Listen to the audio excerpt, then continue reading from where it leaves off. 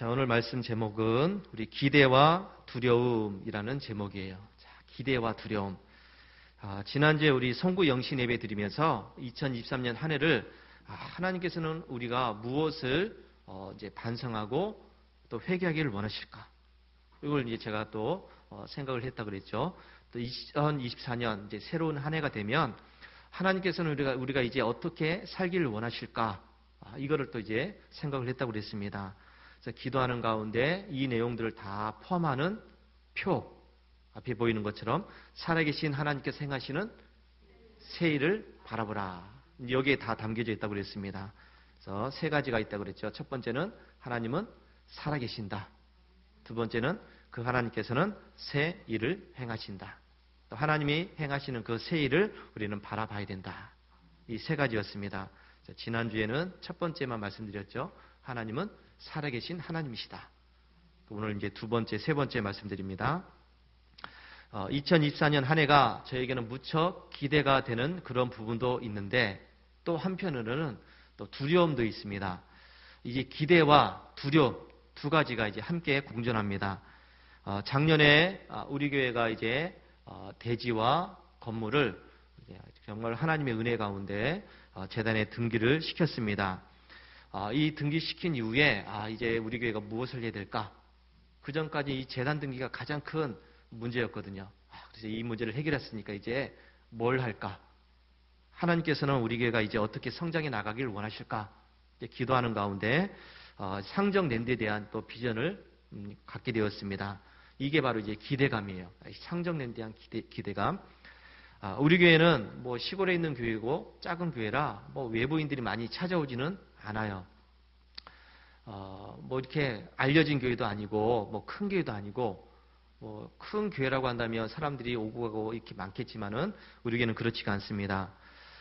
그렇다면 이 시간이 지날수록 사람이 찾아오지 않는 교회는 부흥할 수도 없고 성장할 수도 없죠. 그냥 쇠퇴할 수밖에 없습니다.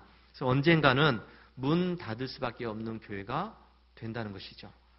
이런 위기감 속에서 그동안 우리는 선교센터와 복지센터를 놓고서 기도해 왔습니다. 그리고 이 뉴비전 상정랜드라고 하는 것은 우리 선교센터, 복지센터가 더욱더 크게 확장된 것이라고 할 수가 있습니다. 상정랜드를 통해서 우리 복지센터를 짓고 거기서 아이들 놀 수 있는 또 이제 어린이 놀이시설도 짓고 그리고 카페도 만들고 또 이제 캠핑할 수 있는 이런 공간도 만들고 야외 공연장도 만들고 이런 여러 가지 것들을 만듦으로 사람들이 찾아오게 해야 된다는 것이죠. 그리고 이곳에 찾아온 사람들이 이런 자연을 만끽하면서 또 쉬기도 하고 여러 가지 즐기면서 이곳에 있는 사람들이 삶의 지친 모습들이 다시 회복되고 또 강건해지는 그런 것을 이제 목표로 우리가 삼았습니다. 그래서 이들의 믿음이 다시 회복되는 것을 생각을 하면서 기대를 갖게 되었습니다. 선교센터라고 하는 것은 우리 홍성 지역 끝자락에 있는 우리 교회가 이제는 우리 홍성 전 지역을 아우를 수 있는 그런 복음의 센터가 되어야 되겠다. 이런 생각을 갖고 있으면서 그러면 사람들이 많이 있는 곳에 가야 되지 않을까? 사람들이 있는 곳에 가야 되지 않겠습니까? 그래서 사람들이 많이 모이는 그 내포 지역에 뭐 예를 들면 제2의 상정교회를 하나 우리 세우고서 그곳을 통해서 복음을 전해서 그래서 우리 상정교회가 더욱더 크게 부흥할 수 있고 성장할 수 있도록 하는 기대감을 이제 가지고 있습니다. 자, 그런데 여러분 이런 비전은 그야말로 우리의 힘으로는 할 수 없는 그런 일이지 않습니까? 당장의 일을 할 수가 없습니다. 왜냐하면 우리 교회가 사람이 많고 돈이 많고 여러 가지 할 수 있는 능력이 많다고 한다면 뭐 당장이라도 뭐 하면 되지 않습니까? 근데 우리는 그게 아무것도 없습니다. 그럼에도 우리가 이 비전을 갖고 기도하고 있는 것은 이 일은 바로 우리 일이 아니라 하나님의 일이기 때문입니다. 기도하는 가운데 하나님께서는 이런 비전을 갖게 하셨고 그리고 기도하게 하셨다고 한다면 이것은 분명히 하나님께서 이루어 나가신다고 믿는다는 것이죠.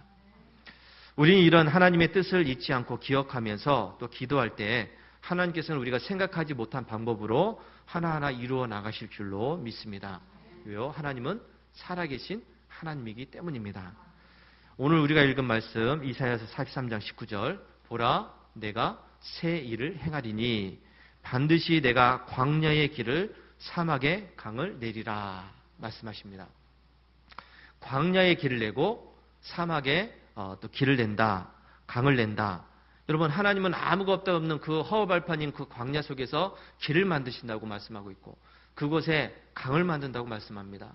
그래서 길을 만들고 강을 만들므로 사람이 오고 가게 만들고 많은 짐승들이 살게 만들고 생물들이 살아갈 수 있도록 번성케 하신다는 말씀을 하고 계시죠.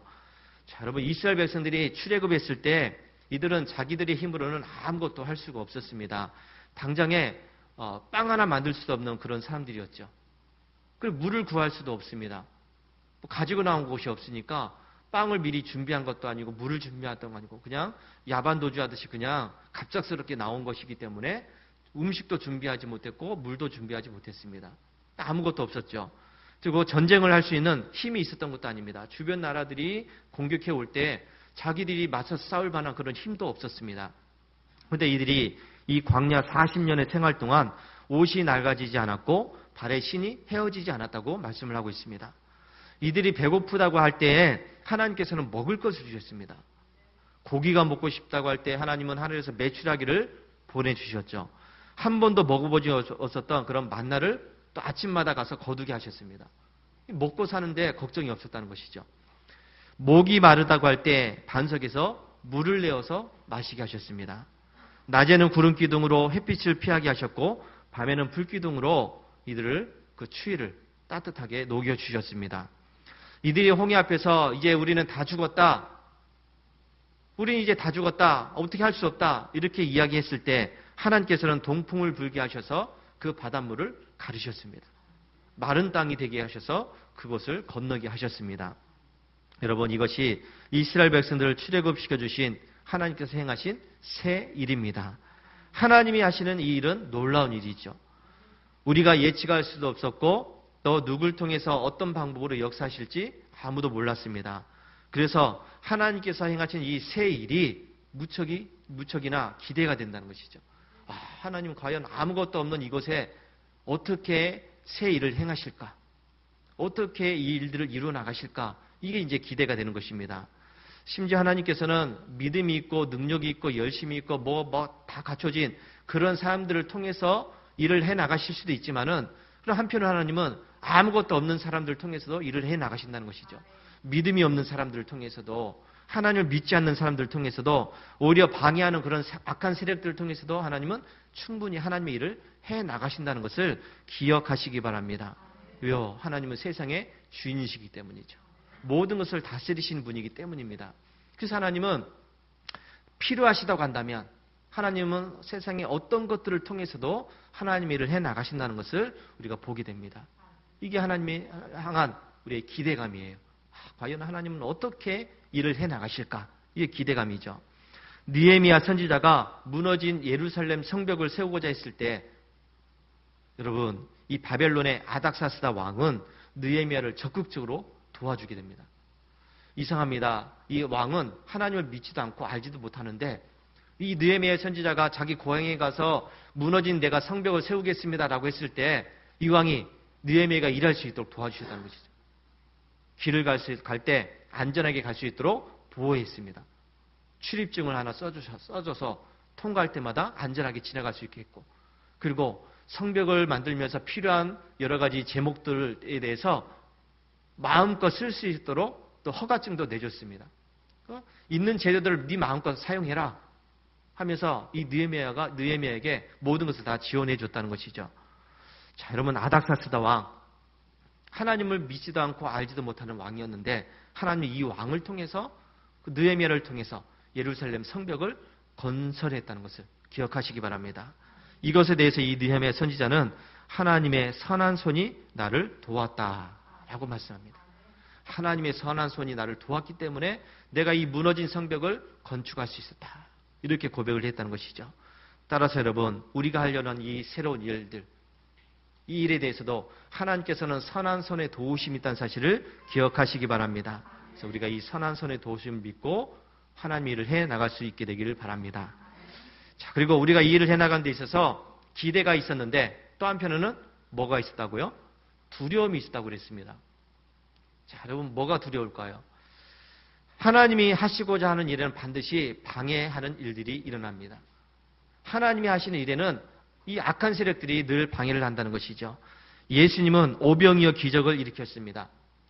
보리떡 5개, 물고기 2마리로 그 수많은 5천 명의 사람들을 먹이고 12광주를 남기셨습니다. 여러분, 굉장히 놀라운 일 아닙니까? 없는데 보리떡 5개, 물고기 2마리 어떻게 5천 명을 먹입니까? 불가능한 일인데 예수님은 그 일을 행하셨습니다. 그리고 이 일을 한 후에 예수님이 하신 말씀이 뭐냐면 나는 생명의 떡이다. 나를 먹는 자는 영원히 살고 죽지 않는다고 하셨습니다.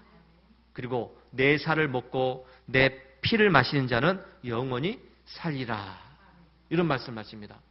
여러분, 내 살을 먹어야 된다. 내 피를 먹어야 된다. 그래야 산다. 이 얘기를 하셨더니 예수님 가까이에 따랐던 제자들, 12제자들 외에 더 있었던 다른 제자들이 야, 이거 이상한 이야기다. 어떻게 사람의 살을 먹고 사람의 피를 마시라고 하느냐. 이거는 야만인들이 하는 일인데 내가 예수를 잘못 따랐다. 내가 예수님을 지금 잘못 믿으려고 했다. 그러면서 예수님을 따랐던 이 제자들이 하나둘씩 떠나기 시작했다라고 성경은 말씀을 하고 있습니다. 그와 함께 다니지 아니하더라. 성경이 이렇게 이야기합니다. 예수님이 내 살을 먹어라, 내 피를 먹어라 했더니 여기에 대해서 이상하게 생각한 사람들이 떠났다는 것이죠. 그래서 예수님이 가까이 있던 12제자들에게 묻습니다. 너희들도 나를 떠나려고 하느냐? 묻습니다. 그랬더니 베드로가 냉큼 대답을 하죠. 아, 주여, 영생의 말씀이 여기에 있는데 우리가 어디로 갑니까? 우리는 안 떠납니다. 아주 이렇게 이야기했습니다. 이 베드로는 영생의 말씀이 어디에 있는지 알았다는 것이죠. 그 예수님이 어떤 분인지를 알았다는 겁니다. 그래서 예수님을 통해서 살 수가 있는데 다른 데 가면 우리가 살 수 없는데 어디로 갑니까? 우리는 계속 있을 겁니다. 이렇게 이야기했습니다. 자, 여러분, 하나님의 일을 잘 깨닫지 못했고 하나님의 말씀, 예수님의 말씀을 잘 이해하지 못했고 오해했던, 그래서 믿음 없는 사람들은 결국은 떠났습니다. 예수님이 내 살을 먹어라, 내 피를 먹어라, 영원히, 그래야 너희들이 영원히 산다, 죽지 않는다. 이 얘기를 듣고서 사람들이 떠났다는 것이죠. 오해했다는 겁니다. 말씀을 이해하지 못했다는 겁니다. 떠났습니다. 하나님이 행하신 일에 대해서 이상하게 생각했고 이치에 맞지 않다. 내 생각과 맞지 않아. 내 생각과는 달라. 내가 생각한 게 아니야. 내가 원하는 게 아니야. 이런 믿음 없는 사람들은 결국은 하나님의 일에서 떠났다는 겁니다. 여러분, 물과 기름은 섞일 수가 없잖아요. 하나님의 은혜 속에서 성령의 충만한 기름 부음을 받은 사람들과 그게 없는 사람들은 섞일 수 없어요. 그래서 성경 말씀을 읽으면서 또 강단에서 선포되는 말씀을 통해서 내가 받아들일 수 없다고 생각하는 것들, 내 생각과 맞지 않아, 내가 원하는 게 아니야, 이렇게 생각했던 사람들은 결국은 섞일 수가 없으니까 거기서 떠날 수밖에 없어요. 자기 생각으로 판단하고 자기 생각으로 결정한 사람들, 하나님의 생각이 아니라, 하나님의 뜻이 아니라 자기 생각에 따라서 맞지 않아, 자기 생각에 따라서 이거는 틀렸어 라고 생각했던 사람들은 함께 할 수 없다는 것이죠. 결국은 떠나게 되어 있습니다. 바울이 3번에 걸쳐서 복음 전도 여행을 떠나게 됩니다. 바울이 예수님을 믿고 나서 3번씩이나 외지에 나가서 전도를 하게 되었어요. 첫 번째 전도 여행을 떠나게 되죠. 자기와 함께 하는 사람을 이제 골랐습니다. 그 중에 한 사람이 바나바라는 사람이에요. 이 바나바는 이 바울이 처음에 그 다메섹 도상에서 예수님을 만났을 때 도와줬던 사람이에요. 바울을 사람들한테 소개시켜주면서 이 사람은 이제 핍박자가 아니다. 하나님이 이제 새 일을 행하실 거다. 이 사람을 통해서 많은 전도의 열매를 맺을 거다. 사람들에게 소개시켜준 사람이 바나바입니다. 이 바울의 입장에서 바나바는 은인이에요. 사람들이 자기를 믿지 않을 때 바나바가 앞장서서 이 사람을 믿어야 된다. 하나님이 세우신 사람이다 하면서 도와줬기 때문에 은인이라고 할 수 있습니다. 그래서 바울과 바나바, 그리고 또 한 사람은 바나바의 사촌이었던 이제 마가 요한이라고 합니다. 마가 요한, 이름이 마가 요한 2개인데 마가라는 이름은 로마식 이름이고 요한은 히브리식 이름이에요. 그래서 마가라 하는 요한, 이렇게 성경은 말씀을 하고 있습니다. 자, 이렇게 3사람이 1차 전도여행을 한 2년 정도에 걸쳐서 떠나게 돼요. 계획을 하고 떠났습니다. 그런데 열심히 전도하던 중에 이 요한이 사라졌어요. 없어졌습니다. 온다 간다 이런 말도 없이 도망갔어요. 여러분 이게 무슨 일일까요? 바울과 바나바, 이 마가 요한이 세 명이서 전도 여행을 떠났는데 근데 중간에 이 마가 요한 이 사람이 없어졌어요. 나 이제 어디 간다는 얘기도 없습니다. 자, 포기하고 돌아갔다는 것이죠. 자기 고향으로 예루살렘을 돌아왔습니다. 자, 이 요한이 왜 떠났을까? 왜 없어졌을까? 좀 얘기하고 나 어디 가요? 나 뭐 어디 이제 못해요? 하면서 갔으면 좋은데 그게 아니라 그냥 없어졌어요. 요한이 왜 이렇게 없어졌을까를 생각해 봤더니 성경에는 없습니다. 왜 떠났다는 얘기가 없어요. 추측을 해봅니다. 이제 마가 요한은 부잣집이에요. 홀어머니 밑에서 자랐습니다. 부잣집에서 우리 이제 사도행전 2장에 보면 마가 다락방 있잖아요. 그 다락방을 가지고 있는 사람이에요. 그러니까 부자라는 얘기죠. 또 마가복음을 기록한 저자입니다. 나중에 적었죠, 이거는. 자, 이 마가 요한이 부자인데 어머니 이제 밑에서 홀로 자랐습니다. 여러분, 그러면 이 아이가 어떻게 자랐을까요? 이 어머니가 얼마나 아끼고 애지중지했겠어요. 그렇죠? 이 아이에게 좋은 옷도 입히고 맛있는 것도 해서 먹이고 아주 귀하게 키웠다는 것이죠. 고생을 모르고 자랐습니다. 좋은 환경 속에 자랐습니다. 그런데 지금 전도 여행을 떠났어요. 전도 여행이라는 것이 좋은 환경이 아닙니다. 가다 보니까 먹을 게 없어요. 배를 골아야 됩니다. 굶어야 돼요. 사람들이 가서 환영해 주는 것이 아니라 사람들이 막 손가락질하고 핍박하면서 매를 맞기도 하고 막 그런 문전박대를 당해요. 이 마가 요한이 자기는 편한 좋은 환경 속에서 자랐는데 좋은 것 먹으면서 좋은 옷을 입으면서 자랐는데 막상 이런 환경에 부딪히다 보니까 못 견뎠다는 것이죠. 견딜 수 없어요. 좋은 환경인 줄 알았는데 산천을 따라서 오긴 왔는데 근데 견딜 수가 없습니다. 그래서 떠나지 않았을까? 제 생각이에요. 성경에는 없어요. 그러니까 여러분 이 요한이 믿음으로 출발한 것이 아니라 그냥 한번 해보지 뭐 삼촌이 가니까 삼촌이 또 가자 그러니까 뭐 가보지 뭐 그렇게 지내다 보니까 힘들어요. 어렵습니다. 괴롭습니다. 한 번도 경험해보지 못한 그런 일들을 지금 경험하면서 고생을 해야 된다는 것이죠. 그러다 보니까 온데간데 없이 사라져버리고 말았다는 것이죠. 이렇게 여러분 하나님의 일을 믿음으로 감당하지 못하는 사람들은 결국은 하나님의 일이 주어졌을 때 겁을 먹고 도망갈 수밖에 없습니다. 사라질 수밖에 없어요. 여러 가지 일을 댑니다. 나 이것 때문에 못합니다. 저것 때문에 못합니다. 핑계를 대고 일을 대지만 결국은 못한다는 거 아닙니까? 결국은 안 하겠다는 겁니다. 나하고는 안 맞다는 거예요. 이게 떠나는 이유입니다. 표면적으로는 내가 아파서 못해요. 내가 뭐 이런 일이 있어서 못해요. 내가 뭐 해서 못해요. 하지만은 결국은 못한다는 거예요. 하나님의 뜻에 내가 못하겠다. 내 힘들어서 못하겠다. 내 생각과 맞지 않아요. 내가 계획한 게 아니에요. 결국 내면에는 그게 잠재되어 있다는 것이죠. 제가 두려운 마음을 갖는다는 것은 우리 교회가 올 한 해 하나님께서 행하시는 이 세일을 감당해야 될 텐데 이 일을 감당하지 못해서 떠나는 사람이 생길까 봐 두려운 것이 아니에요. 떠나는 사람 떠나게 되어 있습니다. 떠나는 사람 떠나게 되어 있어요. 이게 두려운 게 아닙니다. 그런데 그 떠난 사람들이 결국은 하나님의 다루심을 받아야 된다는 거예요. 내가 이걸 감당 못해서 난 떠납니다. 그걸로 끝나는 것이 아니라 이 사람들은 계속해서 그 하나님의 다루심을 받아야 돼요. 하나님의 결국은 심판대 앞에 서야 된다는 겁니다. 그게 두렵다는 거예요. 이 사람이 감당 못해서 떠났으니 결국은 하나님의 진노 아래에 있는 거 아닙니까? 하나님이 기뻐하시는 사람이 아닙니다. 하나님은 어떻게 해서든 그 사람을 다시 세울 수밖에 없어요. 그 일을 감당할 수 있도록 이끌어낼 수밖에 없습니다. 그런데 그 과정이 너무 고통스럽다는 겁니다. 힘들다는 겁니다. 어떤 일을 겪을지 몰라요. 저는 그게 두려운 일이에요. 끝까지 참고 견디면 좋을 텐데 중간에 떠나버림으로 인해서 그들이 하나님의 진노하심 속에 있기 때문에 그게 두려운 일이라는 것입니다. 여러분 하나님은 순종하는 사람 그 한 사람을 통해서 하나님의 일을 해나가십니다. 하나님의 일은 사람이 많고 적음에 달려있지 않아요. 하나님의 일은 돈이 많으냐 적으냐에 달려있지 않습니다. 하나님은 힘들더라도 어렵더라도 끝까지 하나님을 믿고서 의지하면서 하나님의 뜻에 순종하면서 견디는 사람, 그 사람이 결국은 하나님의 일을 해나가는 겁니다.